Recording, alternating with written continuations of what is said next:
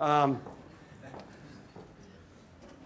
some of the questions that were submitted by the students, I front-loaded the ones that were more relevant to the college market. Pros and cons of working with a public company.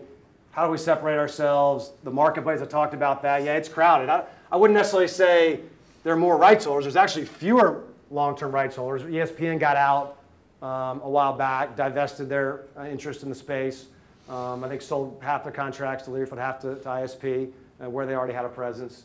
But for the most part, there really hasn't been a new player, which I think is probably one of the more interesting observations, is that there hasn't been a new national player in this space probably since TJ. And TJ Delegan was at Host 10 years ago, maybe, or maybe a little bit longer. Went off and went ahead of everybody else out into some of those smaller opportunities to build his business. But since then, there's really been one that's gone back. For us, I think we know who we are.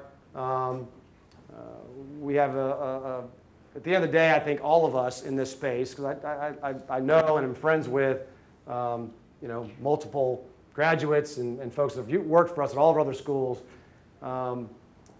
The overall service that's being provided is really not that unique in terms of what we're doing. Now, there's been some diversification, which I think is really the answer to the last one there, which is what other services. You have capacity, you have rights, you have staff, you have offices, you have all these other things to run your business across these platforms. How else can you monetize them? And so I think, certainly there was talk this morning with IMG and looking at ticketing, and I think that's probably going to be the next, the way that you sort of get through this hurdle of how do you grow your business without adding schools. Because that's how, if you're not just adding more, you've got to grow organically, and you need to do it with the resources you have today, because at the end of the day, everything's getting tight, as we well know. From a sales perspective, our sales process, recommendations for guidance, I think we're very similar to, it's the first time I really sat through, I guess, a PSL, or at least in a while, presentation. I think a lot of the principles, are the same. They're a little different, but for us, it's probably as much about preparation, doing all of those things. I think it's no different than when you're talking about presenting yourself for an interview. You've got one shot to make that first impression. You've got one opportunity, and it's tough to recover from that. And for sales for us, there's sort of four major buckets that we look at, which is time, and time in the calendar, time in the day, which is, time needs to be your friend. The longer you have to prepare, the longer you can get out in front of your sales cycle, and then the more efficiently, once you are in that cycle, in terms of how you're managing that time. And we look at that pretty much through the startup phase. We look at that on not daily, not weekly, but I think in terms of checkups to make sure that we're allocating our time appropriately. Inventory, that detailed asset evaluation, breaking everything down, whether it's new, whether it's old. That's the drill of really trying to figure out, now that you have all of these things in your toolkit, what's the best way to put them all back together? So you break them down. You break the radio network down. You break the print down. The on-premise advertising. And that was really the problem before, is that all of those things before were so disjointed. They were all sold different. There was certainly no way to go build them to make them better. So our product, and that's where it really gets, from a value perspective, we get to be involved in the product. And that's the difference between being engaged or being like a hired gun. We don't have any relationships where we're simply an outside sales agent, where we say, here it is, go sell. And there are thousands, of organizations within television and radio and TV where that's pretty much, what sales reps do. They sell what somebody puts in front of them, and they just say, go.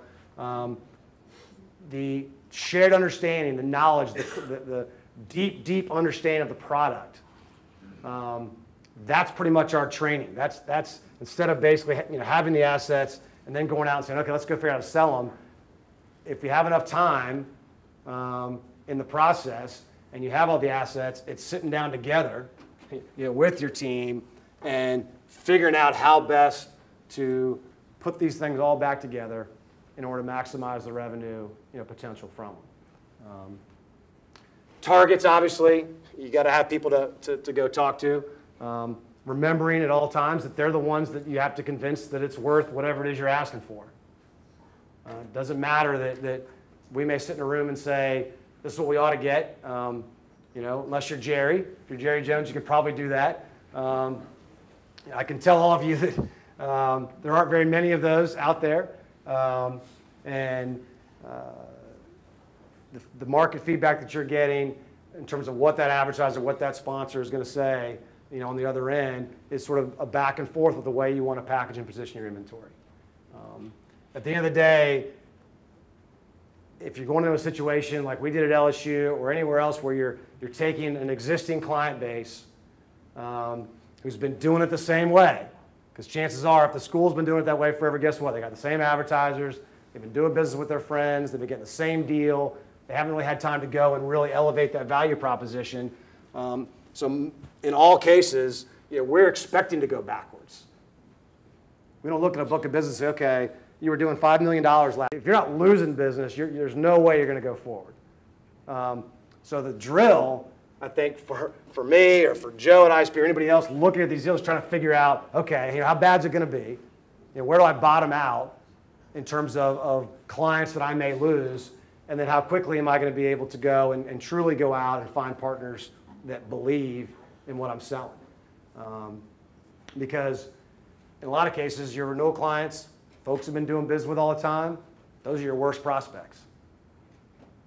They've been doing it the same way all the time. Now, there's certain cases where it makes sense to find ways to keep people, and our local GMs have that ability to say, all right, you know what, I gotta take this one. Or the university says, take it. And the local GMs have the flexibility to say, okay, I'll take this one, but next time, you need to help me out. But for the most part, you got to be prepared going into it that you're going to go backwards. Funny story, again, at Stanford, which I mentioned Stanford a lot, even though it's not an account we manage anymore because it was such a unique experience and in reality, one of our best success stories that I'm incredibly proud of. We had a guy, we had courtside seats at Stanford in our mix, which is very unique. I mean, very few schools have that many seats. They're all given to the development side. And had a guy, and a lot of them too, in Maples. And Maples is it's a Cameron indoor type of stadium, 7,000, hard ticket when they're doing well. And so the courtside seats are very valuable. It's got the wow factor. Tiger sits here, Jim Plunkett sits here. And there was a guy sitting basically behind Tiger seats. This guy's paying like $50,000 for the seats. This guy was like paying $15,000. There's no rhyme or reason to it. So of course, we come in, all right, let's figure out who's doing what. And I never forget, I went out to met with the guy, and I got the, the guy's pissed, he's screaming at me, you can't do this to me. And I'm just sitting there looking at him. And having, having the time, knowing what the system is, believing in it already, knowing that your model is what it is. So, you can't walk back in and we can't do it any other way. It's got to be somewhere in this ballpark, not this guy. And the guy's looking at me and I'm just saying no. And he finally, I said, listen, you've been stealing from the university. You have. You've been stealing this from the university for the last few years. And I wasn't sure what he's going to do. But he looked at me and he finally goes, okay, you're right. And he said, okay, but can I get some women's basketball games? I like to take my kids to women's basketball. I said, for sure. We'll come back to you, when we're all done.